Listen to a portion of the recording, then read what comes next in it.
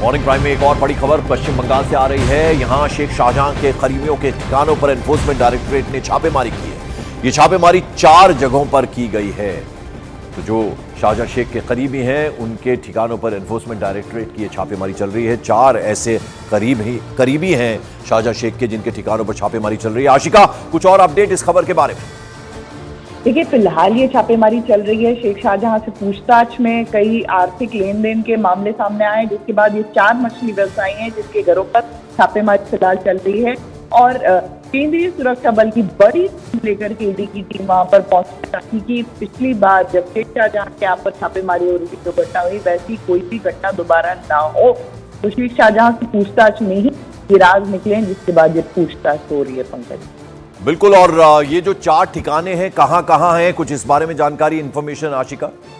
देखिए, संदेश खाली का धामा खाली इलाका है जहां पर ये 4 व्यवसायियों का घर है, जहां पर ये छापेमारी फिलहाल हो रही है पंकज। और आपको बता दें कि सुबह से ही पूरे इलाके को केंद्रीय सुरक्षा बलों ने घेर रखा है। करीब 100 से ज्यादा जवान है, जिसमें महिलाएं भी शामिल हैं जो वहां पर गई हैं। पंकज, चलिए, बहुत बहुत शुक्रिया इस जानकारी के लिए। तो जैसा कि आशिका सिंह हमारी सहयोगी बता रही थी, शाहजहां शेख के करीबी हैं, उनके जो घर हैं, उनके जो ठिकाने हैं, उन पर एनफोर्समेंट डायरेक्टरेट की टीम छापेमारी कर रही है। शाहजहां शेख पूछताछ में कई बातें बता रहा है और उसके आधार पर जो उसके करीबी हैं उनके ठिकानों पर अब ये संदेश खाली इलाका जहां पर छापेमारी चल रही है।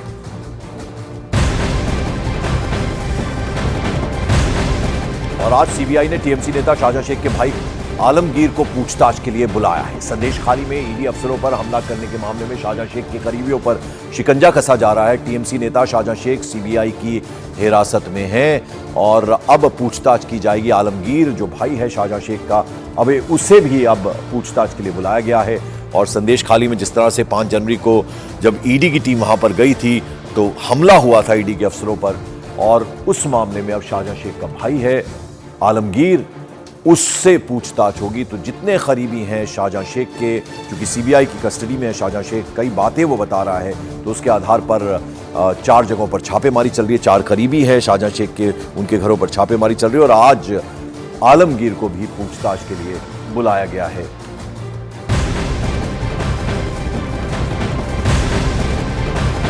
और केंद्रीय जांच एजेंसी ईडी ने साइबर ठग आशीष कक्कड़ को मनी लॉन्ड्रिंग के मामले में गिरफ्तार किया है। ईडी ने 17 ठिकाने हैं जहां ये छापेमारी की थी। आशीष कक्कड़ को 10 दिन की ईडी रिमांड पर भेज दिया गया है।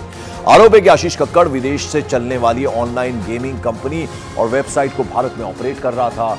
रेड के दौरान आशीष कक्कड़ के ग्रेटर कैलाश और जो दूसरे ठिकाने हैं वहां से 8 किलो सोने के बिस्किट, 75 लाख रुपए कैश, ज्वेलरी और कई लग्जरी कारें बरामद की गई हैं। 10 दिन की ईडी रिमांड पर आशीष कक्कड़ को लेकर जाया गया है। ईडी ने साइबर ठग आशीष कक्कड़ को गिरफ्तार किया है और कई सारा कैश, लग्जरी गाड़ियां बरामद हुई हैं। 17 ठिकानों पर यह छापेमारी की गई है। सोने के बिस्किट बरामद हुए, तस्वीरों में हम आपको दिखा रहे हैं। साइबर ठग है आशीष कक्कड़, जिसको एनफोर्समेंट डायरेक्टरेट की टीम ने गिरफ्तार किया है। 17 ठिकानों पर यह छापेमारी हुई है। 10 दिन की ईडी रिमांड पर भेजा गया है आशीष कक्कड़ को।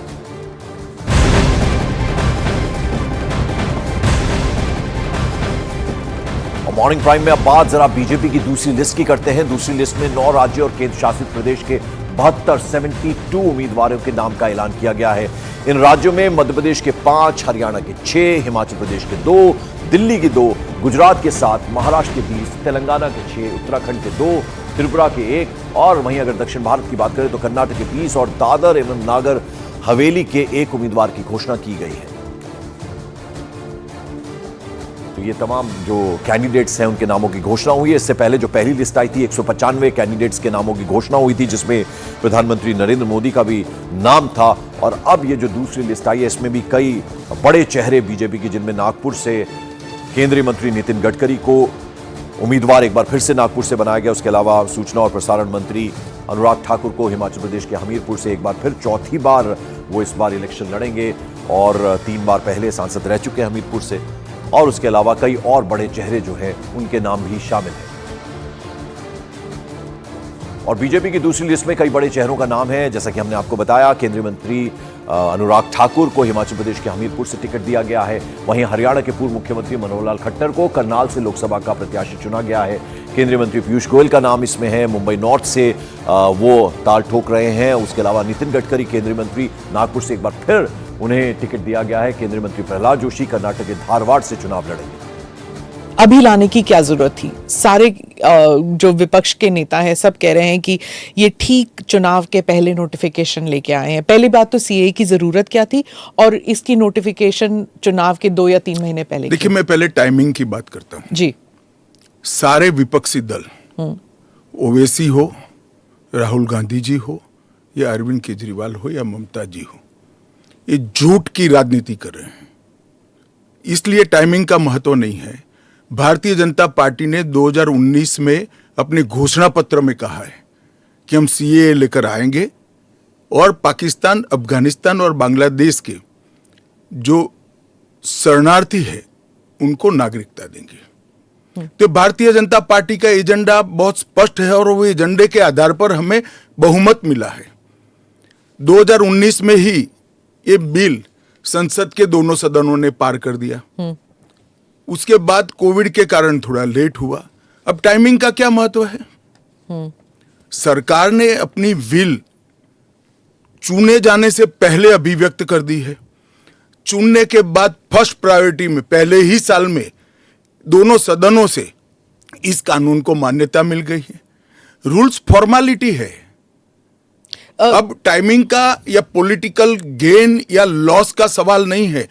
अब विपक्ष तुष्टीकरण की राजनीति कर कर, एपीसमेंट की पॉलिटिक्स कर कर वोट बैंक को कंसोलिडेट करना चाहता है।